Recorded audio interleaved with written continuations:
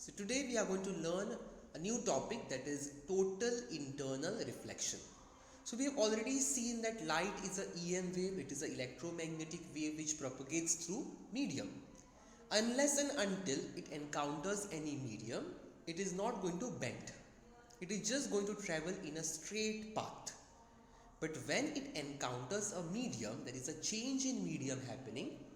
The light, a part of light gets reflected, a part of light gets refracted, and a part of it gets absorbed.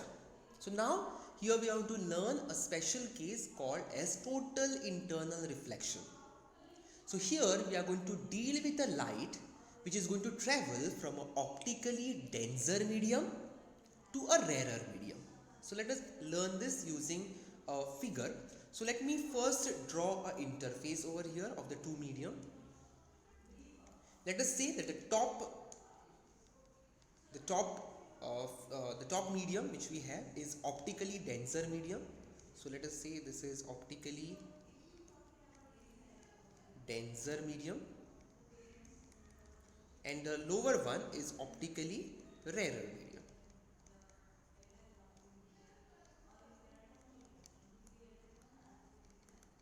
Now let us consider a ray of light which is going from a denser medium to a rarer medium. So once it comes over the interface like this, so let me draw a normal at this point over here. So this is a normal. So we know that a part of light gets reflected back with the loss of reflection, and a part of it would be refracted. So since it is going from a rarer to denser medium, we know that it is going to bend away from the normal.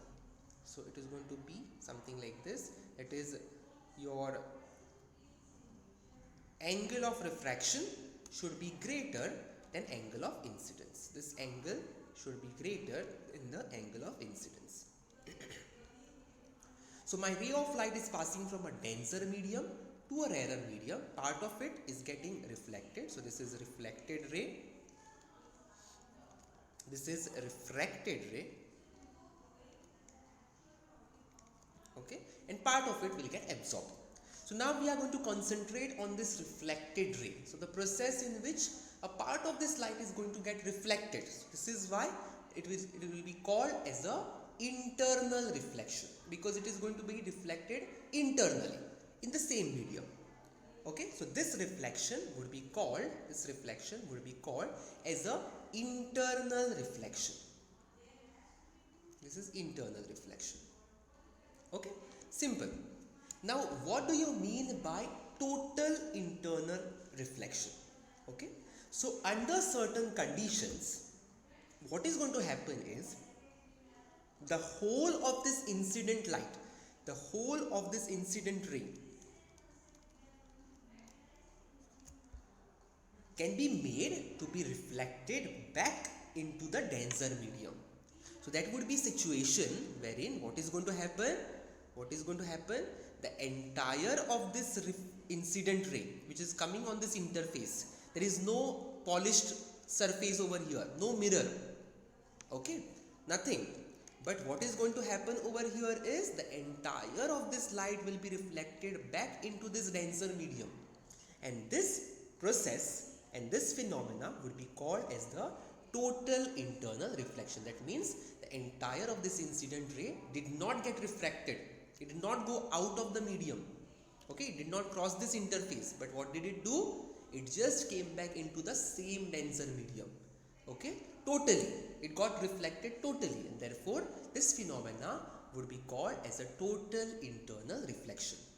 Now under what condition this total internal reflection happens? Why does it happen? How does it happen? Okay, that we are going to learn in this particular topic. So now let us consider a interface over here of two mediums. Okay, let us say that the top one is a rarer medium.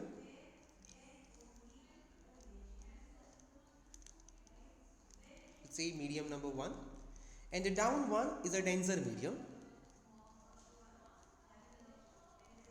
That is medium number 2. And my ray of light, let us consider, okay, happens to come out from point O over here. Let's say some object is there over here at point O. It is going to come out from O. So let us take it a little bit down. Okay. So now let us consider a ray of light going straight along the normal. So what is going to happen over here is this ray of light, if I send along the normal exactly perpendicular to the interface, what is going to happen is it is going to completely go out. Okay, some of it might get reflected, some part of it. Okay, but let us draw it this way.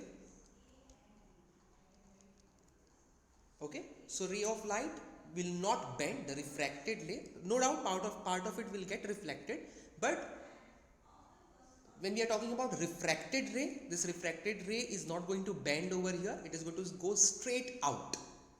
Okay, completely straight. Okay, now supposing I consider another ray which is forming a small angle of incidence. So I'll consider this point over here, one more point over here. Let me draw a small normal here.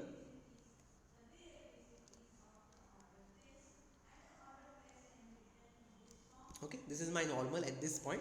So if I consider another ray, let's say ray number 1, okay, which is making a small angle of incidence from and it is traveling from a denser medium to a rarer medium. Let's consider from water to air. Okay, so what is going to happen over here is refracted ray is going to bend away from the normal because it is going from denser to rarer. So angle of incidence over here should be smaller than angle of refraction. So it is going to bend something like this,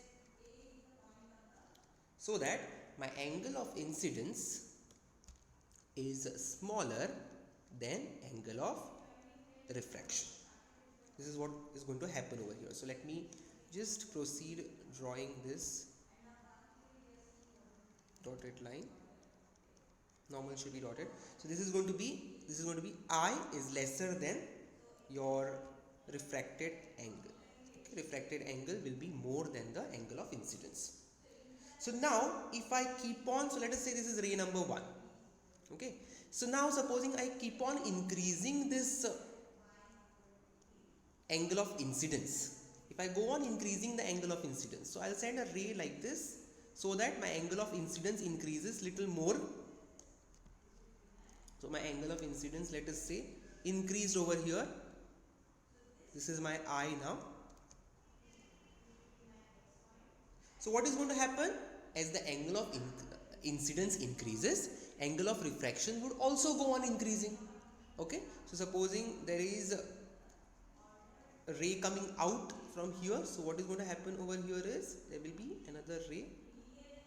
The refracted ray would be something like this. That means as the point over here is, as the angle of incidence increases, the angle of refraction will also go on increasing. Let us say this is ray number 2. This was ray number 1. Okay, if I still increase the angle of incidence, okay, so let me draw a normal over here. Let us say this is the normal. Okay, and I consider a ray of light, ray number 3. So this is my ray number 3. Okay, I still more increased the angle of incidence over here. So what is going to happen over here is, at a certain angle of incidence, for example for this ray 3 over here, the angle of refraction will become 90 degrees. That means what? The refracted ray would exactly graze over the interface like this. The refracted ray is exactly going to pass like this. That means your angle of refraction is going to become 90 degrees. Okay, so at certain angle of incidence, the angle of refraction is going to become 90 degrees. That means your refracted ray goes along the surface of separation. It will just graze along the interface of the two medium. Okay, so the angle of incidence in the denser medium, this angle of incidence in the denser medium, for which the angle of refraction in the rarer medium is 90 degrees, is called as the critical angle of denser medium, which is denoted by I suffix C. So this angle will be called as the critical angle of this particular denser medium. What is the critical angle? The angle of incidence in a denser medium for which the angle of refraction in the rarer medium is 90 degrees. That angle will be called as the critical angle, which will be denoted by I suffix C. Okay. Now, if this angle of incidence is still increased beyond IC, if you still increase this angle of incidence beyond IC, so I am going to draw one more normal over here. Now this is a special case. Okay. Here I will draw one more normal and I will send one more ray from O. So obviously here angle is going to be more than angle of, that is critical angle. I over here will be greater than critical angle. So if I still increase the angle of incidence, what will happen to the refracted ray now? Will there be any refracted ray? No, there won't be any refracted ray over here. Okay, so refraction is not going to happen over here. The refraction over here is going to be 0. Okay, since the angle of refraction cannot be greater than 90 degrees, the whole of the light ray will be reflected back into the denser medium according to the law of reflection. Okay, so what is going to happen over here is the entire ray will be now reflected back into the denser medium, something like this, following the law of reflection. That is, this angle will be same as the angle of reflection over here.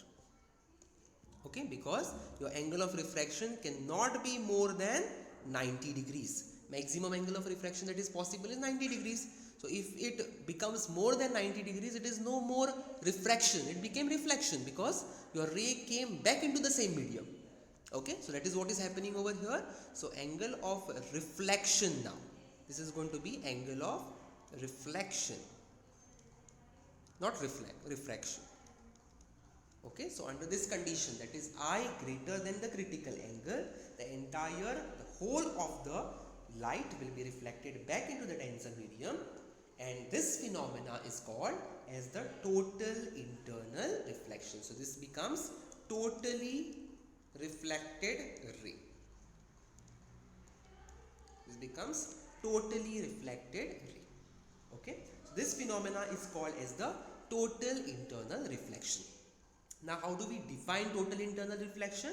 The statement would be the phenomena in which a ray of light travelling at an angle of incidence greater than the critical angle. That is the first condition. You have to specify the condition over here, that the angle of incidence should be greater than the critical angle. That is the first condition. The second condition is that the ray of light should travel from the denser medium to rarer medium compulsorily. Okay, the ray of light should travel from denser to rarer medium. So the phenomena in which the ray of light travelling at an angle of incidence greater than the critical angle from denser to rarer medium is totally reflected back into the denser medium is called as the total internal reflection. This would be called as the total internal reflection. This would be the definition for total internal reflection. So now let us state the conditions, necessary conditions. So what are the necessary conditions?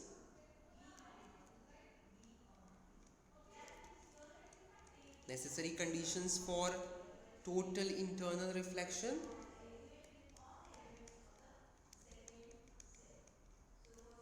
Okay, the first condition is that the light must travel from optically denser medium to optically rarer medium. So light should travel from optically denser to optically rarer medium. This is the first condition which has to be satisfied. The second condition is that the angle of incidence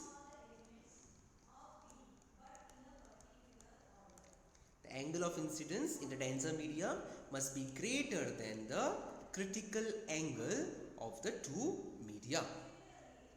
Okay, this should be greater than the critical angle of the two media. These are the two conditions that has to be satisfied for total internal reflection to happen. Now let us see the relation between critical angle and the refractive index. For learning this relation, or for getting this relation, let us consider the Snell's law over here. So from Snell's law we know that sine of I upon sine of R is the refractive index of second medium with respect to first medium. So second medium over here is rarer medium. So let us take the refractive index of second medium is N2. You can also take it as mu2, no problem. Okay, and refractive index of first medium as N1. You can also take it as mu1, no problem. Okay, so refractive index of second medium with respect to first medium, which can also be written as mu21. Okay, is given by sine of I upon sine of R, which can also be written as reciprocal of refractive index of first medium with respect to second medium. This also we have studied, that we can write refractive index of second medium with respect to first medium is equal to 1 upon refractive index of first medium with respect to second medium.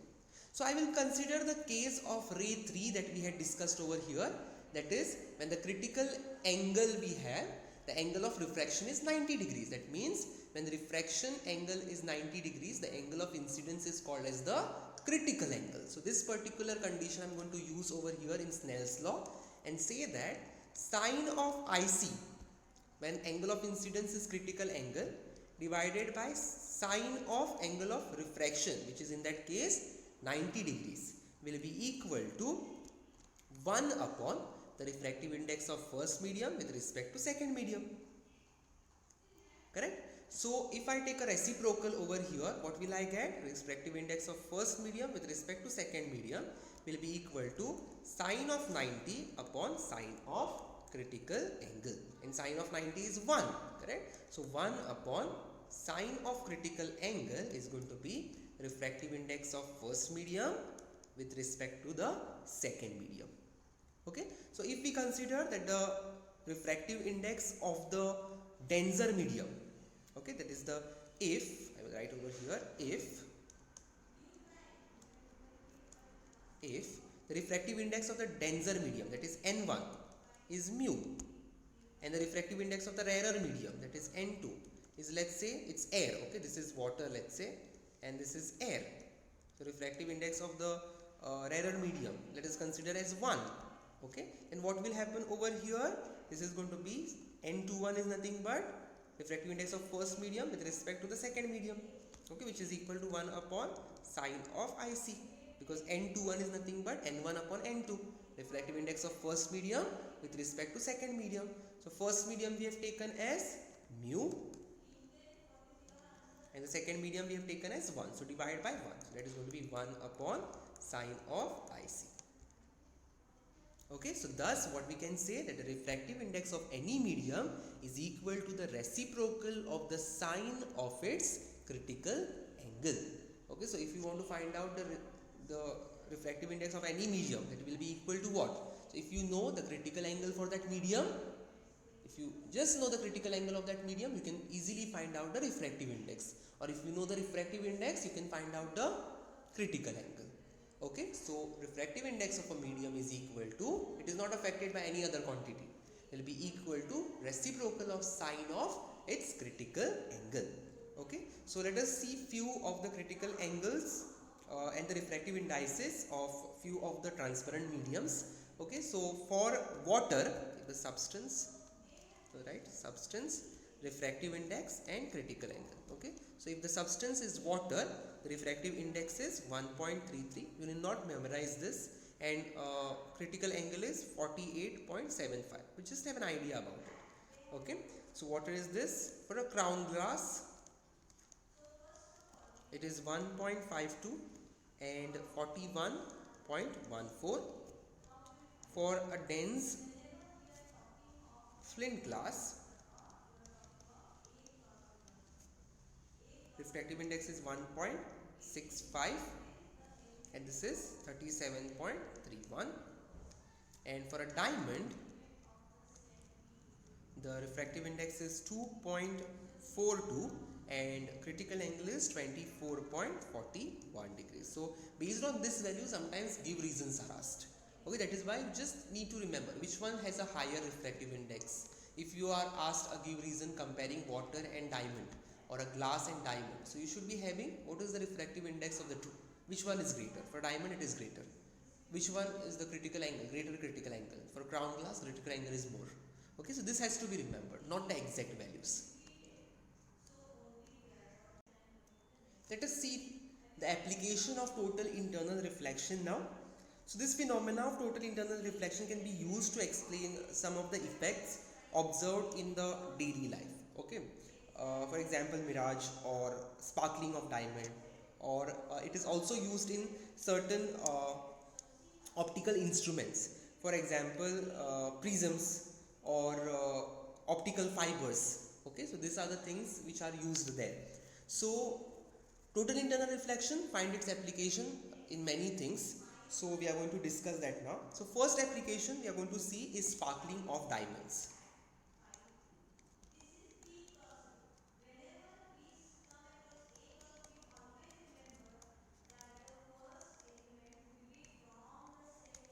Okay, why do we see so much shine in a diamond? Okay, so this brilliancy of the diamonds is basically due to total internal reflection. So what exactly happened over here is, what exactly is done, as the refractive index of the diamond which we just now saw was 2.42 and the critical angle which is very small, 24.4. That means what? If you send a light or if you put a light inside a diamond and it gets reflected on the face of a diamond with an angle more than 24.41 degrees, it is going to get reflected back. That light is not going to escape out of the diamond. So once you are able to send a light inside a diamond, okay, if the faces of the diamond are cut in such a manner that the light which falls on that face, okay, falls in such a manner that its angle of incidence is more than this 24.41. Okay, what is going to happen? That light is going to keep on internally getting reflected. Correct? So this concept is used over here. Okay, so as the refractive index is very small and critical angle is very small again, that is 24.41. The refractive index is large, that is 2.42, and the critical angle is small, that is 24.41. Okay, the faces of the diamond are cut in such a manner that the light entering this crystal suffers total internal reflections repeatedly. There will be multiple total internal reflections that is happening inside a diamond, and hence it gets collected inside and it only comes out through few of the faces. Okay, it will not come out from all the faces or all the time. Okay, it will come out from few of the faces, and hence the diamond sparkles when it is seen in the direction of the emergence of light. Okay, if you see it in the direction from emerging light, you will see that it is sparkling. Okay, so that is the first application, that is sparkling of diamond. The second application is mirage. So mirage is basically an optical illusion observed in desert or a hot surfaces. For example, a tarred road. Okay, when we travel on the highways, we see that there is some shimmering pond of water sort of ahead of us. But when we go nearer to it, we see that there is nothing. So it is basically the inverted image of trees or the objects around there. Okay, like for example, you are standing in front of a swimming pool, you see a far away building in the swimming pool, you will see that it is reflected, inverted back. Correct? Inverted image of that building would be seen there. It is somewhat similar to that. Okay, so basically it is an optical illusion which is happening due to this total internal reflection. So how exactly that is happening, we will see. So let us consider it is a hot summer day and the surface of the earth is very hot. Okay, you are traveling. So basically the layer of the air near the earth is more heated than the layers which are on top. Okay, so if these are the layers, so this is the road down here. So if this is the layer which is nearer, okay, it will be more heated. So obviously the air layers which are above the surface, okay, will be heated ones as compared to the above layers. Okay, so let us say that this much is the hot air. Okay, and as you go more and more above, this is going to be a colder air. There is going to be a colder air over here.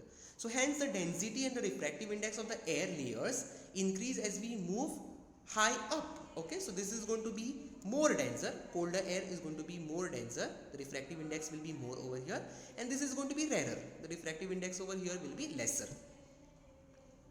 Okay, so as the ray of light from the distant object, for example, if we have a distant object tree over here, so as the ray of light from this tree, okay, comes towards the earth, so it is going to cross this layers, air layers, so it is going to continuously go from denser to rarer, correct? No, so as it goes from denser to rarer, this ray of light is going to continuously bend away from the normal. Okay, so this ray of light, so if I consider normals over here like this, so this ray of light is continuously going to move away from the normal, away from the normal, and away.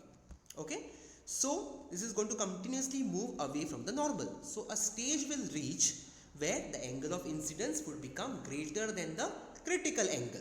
At this layer, let us say that angle of incidence becomes greater than the critical angle, and this ray will totally get reflected back into the same medium.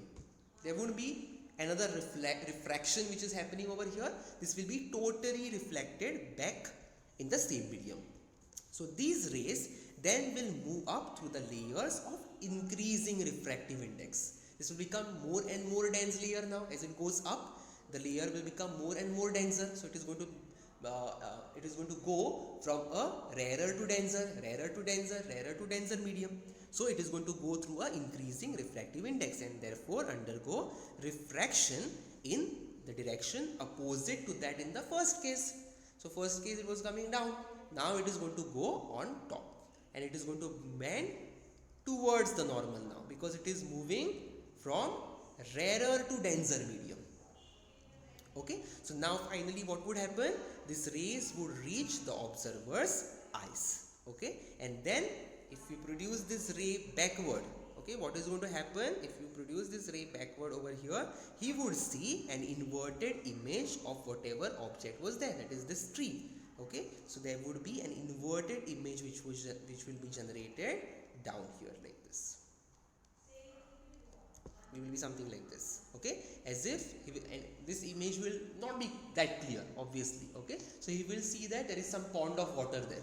That image will be inverted, right? So he will see as if there is a pond of water there. There is water there, but as you go near there, obviously there will be nothing, because it is just an illusion. Okay, and this illusion is called as a mirage, which is an application of total internal reflection. Next application we have are the totally reflecting prisms.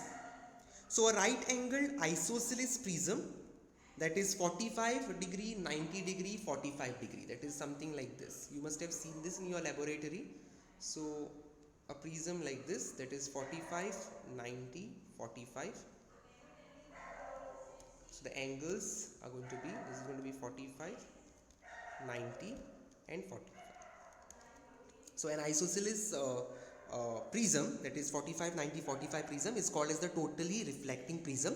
So whenever a ray of light normally falls on any face of such a prism, it is incident on the inside face at 45 degrees. So if I send a ray of light normally inside this prism, what is going to happen over here is the normal, if I want to draw, that normal would be like this. So it would be creating an angle of 45 degrees. That is, angle of incidence will be 45 degrees, and the critical angle for a glass is approximately about 42 degrees. So this angle of incidence which is generated is obviously more than this critical angle. So what is going to happen over here is there will be internal reflection that is taking place. This ray won't be refracted out, it won't go out. Okay, this is not going to happen. There will be internal reflection happening over here. Okay, and that is why it is used in many applications. Okay, we'll see the applications. So now this prism can be used in three ways. So we are going to see these three ways now. Okay, so the first way in which totally reflecting prisms are used is to deviate a ray through 90 degrees. Okay, so it is similar to the way I had just now drawn the figure. Okay, so it would be 45, 90, 45 prism. Okay, so what is going to happen over here is a light is incident normally on one of the faces which contains the right angle. So this is my right angle. So faces that contain the right angle are this face and this face. So through any one face, a ray of light is made incident normally. Okay, so exactly at 90 degrees. So since it is normal, it is going to go straight through the prism because the ray of light is going along the normal. Okay, so as it enters the prism without deviation, it is entering the prism without any deviation since it is coming along the normal. It will be incident on the hypotenuse face. Okay, so if I draw a normal over here, what is going to happen is the angle of incidence here will be 45, which will be more than the critical angle of the glass. So the light is totally reflected. Okay, so this light would come out with a deviation of 90 degrees from the third face, something like this. So deviation, total deviation over here is going to be 90 degrees. Okay, so it will pass through the third face without any deviation. Again, it is coming out along the normal, so no refraction will be happening. Straight away it will come. Okay, so basically this is used in periscopes. Okay, this finds its application in periscope. I hope you know what is a periscope. So periscope is an instrument which is used when you do not have direct line of sight. Okay, there is obstacle and you have to have an observation over that obstacle. Okay, then the periscopes are used. So this particular application is specifically used in periscopes. So how the image will be found over here? So this is one ray. If I draw one more ray over here, exactly parallel. Okay, let's consider an object first. Okay, so let us say that this is the object. Okay, and this would be the ray coming out. So the object which is seen over here would be, if this is the top face over here, okay, this would create the top face. The arrow would be like this. So this is the way in which the image would be formed. So you see that the deviation which has happened over here is of 90 degrees. Okay.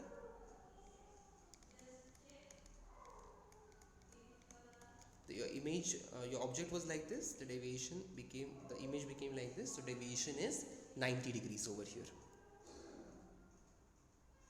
So the next way is to invert an image with a deviation of rays through 180 degrees. So in this case, the light is made incident normally on the hypotenuse face.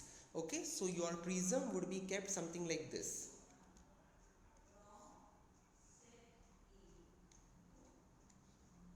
Okay, now 45, 90, 45. So let's consider this is 90. Okay. So what would be done over here is your ray of light is made incident on the hypotenuse normally. So it is going to go undeflected, undeviated because it is going along the normal. Okay, here it would encounter a total internal reflection because angle of incidence would be obviously greater than the critical angle over here. So it is going to face a total internal reflection. It would come to another shorter face, okay, like this. Again it would encounter a total internal reflection because angle of incidence over here will be more than the critical angle. So again it will be reflected back in the same medium and then it will come out along the normal of the hypotenuse again. So basically this is going to be the direction. So it would go inside through this hypotenuse face along the normal, fall on one of the shorter side, get totally reflected, again fall on another shorter side, get totally reflected, and finally move out from the hypotenuse face along the normal without any deviation. So the final beam is going to emerge out through the hypotenuse face parallel to the incident beam. So this was the incident beam. This is the emergent beam. Okay, so the incident beam and the emergent beam is going to be parallel to each other. But the image which would be formed over here, the final image which you would get over here, would be having a deviation of 180 degrees. How? If you see, this is another, supposing this is another ray which is going, it would get reflected, internally reflected back again like this. Okay, so it would go like this. So if this is the position of your object, okay, the base is on the green line, so base has to be on the green line, so your object would be deviated through 180 degrees. So here we will see that the deviation is 180 degrees. Okay, so and this particular prism is also called as poroprism. Okay, so the third way in which we can use this isosceles prism is to invert an image without deviation of rays. These prisms are also called as erecting prism. So what will happen over here is a ray will be made incident on one of the shorter face. This is going to be 90 degrees. So a ray will be made incident on one of the shorter face at an angle. So my ray won't be coming like this now anymore. Okay, so ray would be coming at an angle. So at this point over here, this ray is going to get refracted. Okay, this ray is going to get refracted inside the medium. So it is going to go from a rarer medium to a denser medium. So it is going to bend towards the normal. So let me draw it. Let me show the refraction over here. Okay, so it is going to bend towards the normal, something like this. Okay, here at this face over here, the angle of incidence would be more than the critical angle on the hypotenuse face. Okay, and then it will get totally refracted there. Okay, totally reflected over here. Okay, and then finally it would come out from the shorter face.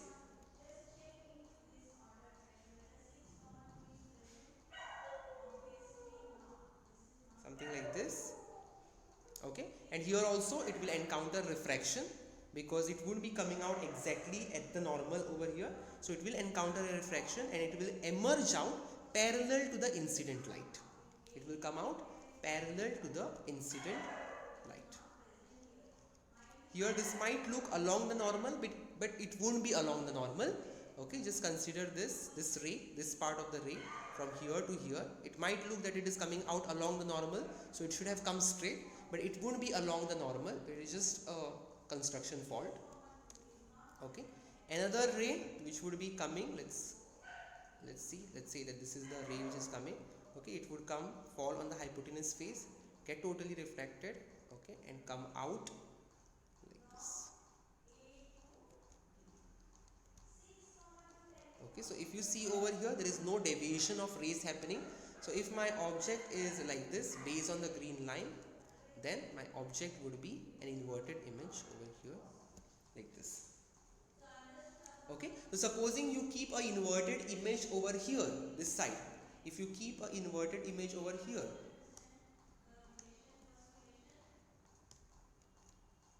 okay, if you keep an inverted image over here like this, finally what you are going to get over here is an erect image.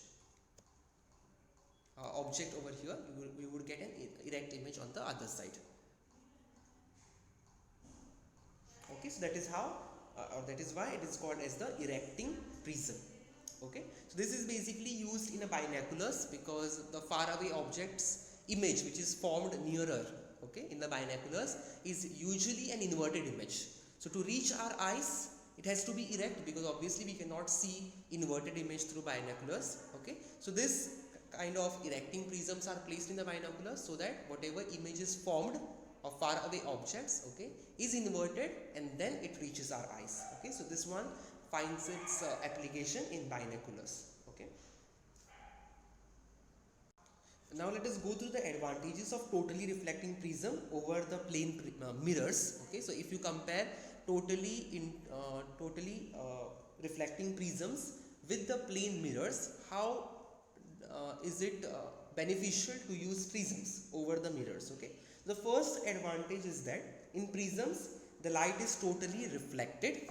Okay, while there is always some loss of intensity in case of the plane mirrors. Okay, here there is no loss of intensity. In mirrors there will be loss of intensity. The second advantage is that the reflecting properties of prism are permanent. Okay, there won't be any alteration, while these are affected by tarnishing in case of plane mirrors. Okay, And the third advantage is that no multiple images are formed in case of prisms, while in case of plane mirrors, okay, there will be faint images, there will be faint multiple images in addition to the prominent image which is formed. So this is the third merit of using prism over a plane mirror. Next application we have is the optical fibers. So you must have seen these days in the market those decorative lamps wherein there is a base like this, okay, and there are fine, very fine pipes which are placed, okay, and once you switch it on, what happens is there will be a bright spot of light on top. There is nothing, no wire, nothing in between. It is just small plastic pipe, very thin, very fine, but you see a bright spot of light, multiple lights, okay, different color lights which switches to different colors, okay, at the top of this strands, okay. So this is basically optical fiber. This pipe which you see is optical fiber. So what happens over here is there will be a lamp which is at the base over here. There will be a lamp over here at the free end, okay. There will be a at the free end you will see a bright spot, and at the base there will be a lamp placed over here, okay.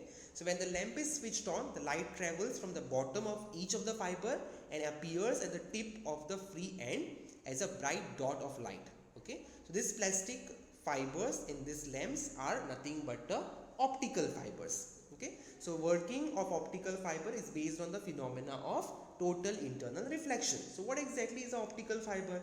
Optical fiber is a hair thin long strand. It is a long strand which is of hair size, very tiny, okay. So it is a hair thin long strand of quality glass or quartz, okay. Quartz is used as a material which is surrounded by a glass coating of slightly lower refractive index, because obviously the light shouldn't go out, okay, the light should be totally reflected back. So the outer surrounding should be having a lower refractive index, okay. So it is going to have a slightly lower refractive index, and these optical fibers are used as a guided medium for transmitting optical signals, okay, from one place to another. Nowadays broadband which we have at home, correct, no, the signals are not passed electrically. It is nothing but optical fiber cables which they put, okay. So that is how the signals are transmitted over a large distances using these optical fibers. So how does it look like, that we will see. So an optical fiber consists of three main parts. First is the core. So the central or the cylindrical core is made up of high quality glass or silica or plastic of refractive index mu1. So here if you see, this is your core. This is your core, okay. This is going to have a refractive index of mu1, let us say, okay. This is made up of high quality of glass, plastic or silica, okay. The diameter will be around, so I'll write over here, the first part is core. So diameter will be around 10 to 100 micrometer dia. It will be that small, okay. The second part which we have is cladding. Second part which we have is cladding. So this core will be surrounded by a glass or a plastic jacket of refractive index mu2, okay. So this is your cladding, okay. This is going to have a refractive index mu2 which will be lesser than the refractive index of core, because the rays should be reflected internally over here like this, okay. It shouldn't be traveling out, okay. The rays shouldn't be coming out into the cladding. That shouldn't happen. That is why the refractive index should be lesser than the refractive index of core. So in typical optical fiber, the refractive indices of core and cladding may be 1.52 and 1.48 respectively, okay. So if the refractive index over here is 1.52, this one's refractive index will be 1.48, okay. So cladding is going to have a refractive index mu2 which will be lesser than mu1, that is refractive index of the core. And the third part which we have is buffer coating. It is like an insulation, okay. So basically if you see this and this, okay, this is going to be your buffer coating, okay. So providing safety and strength is the work of buffer coating, okay. So the core and cladding of optical fiber is enclosed in this plastic jacket which is called as the buffer coating. So now let us see how the light gets propagated through a optical fiber. So when light is incident on one of the end of the fiber at a small angle, so let's say this is our light which is made incident. This is one of the end of the fiber, this is another end of the fiber. So let's make one light incident on one of the faces like this. Okay, when light is made incident on one from one of the face with a small angle, okay, it goes inside and will suffer repeated total internal reflection because angle of incidence over here would be greater than the critical angle of the fiber material with respect to the outer coating. So this is the coating which I have shown over here, is nothing but the cladding.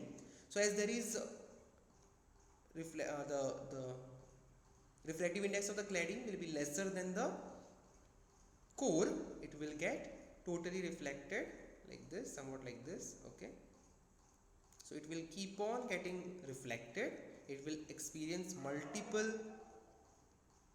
internal reflections and finally it will come out like this. Okay, so there will be, the directions will be something like this.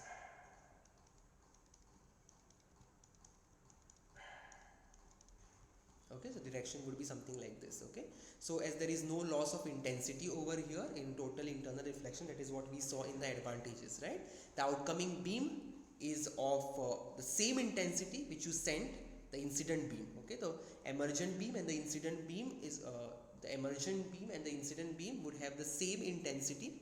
So, and another thing over here is, even if the fiber is bent, okay, the light can easily travel through the fiber. Okay, there is nothing like if you bend the signal would be stopped, nothing like this.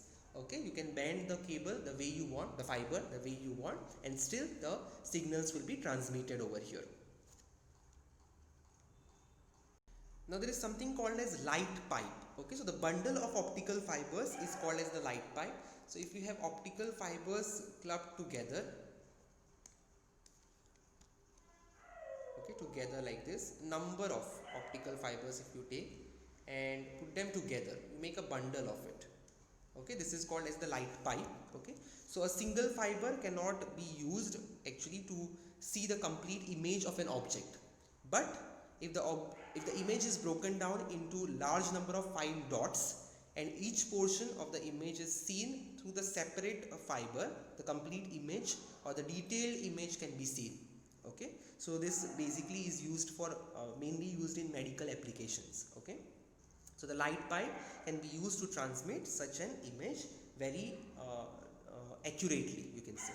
Okay, so the first application of the optical fibers is the same thing, that is light pipe, which is used in surgeries. Okay, which finds extensive use in medical surgeries. Okay, so as the light pipe, optical fibers are used in medical and optical examination, that is the first application. So how exactly they do it is, a light pipe is inserted into the stomach through mouth. Okay, since it is very tiny, you can easily insert it through mouth, so that the light is transmitted through the outer layers of this light pipe.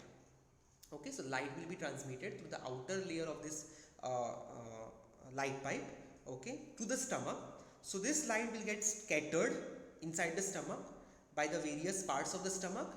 Okay, and into the and the scattered light would enter into the central portion of this light pipe to produce the final image with the excellent details. Okay, and it will be clearly visible what is there inside. Okay, so this technique is called as the endoscopy. Okay, so the first application of optical fibers is endoscopy.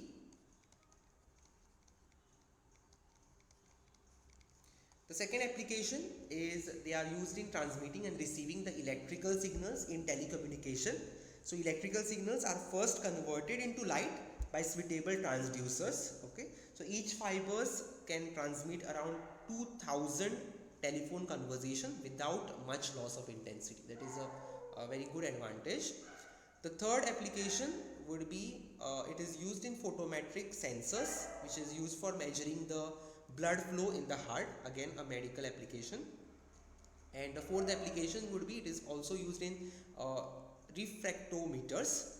Okay, these are used to measure the refractive indices of liquids.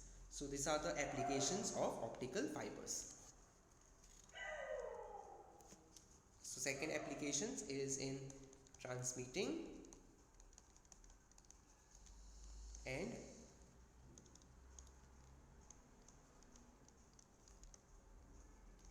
receiving signals in telecommunication. Whenever they ask for the application, you just need to give this much. No need to explain what happens. Okay. Next is photometric sensors and refractometers. You can just mention that it is used to measure the refractive indices, or photometric sensors is used for measuring blood flow in the heart, and that's it. Okay, so this is it for today. We'll continue with the next topics in the next class.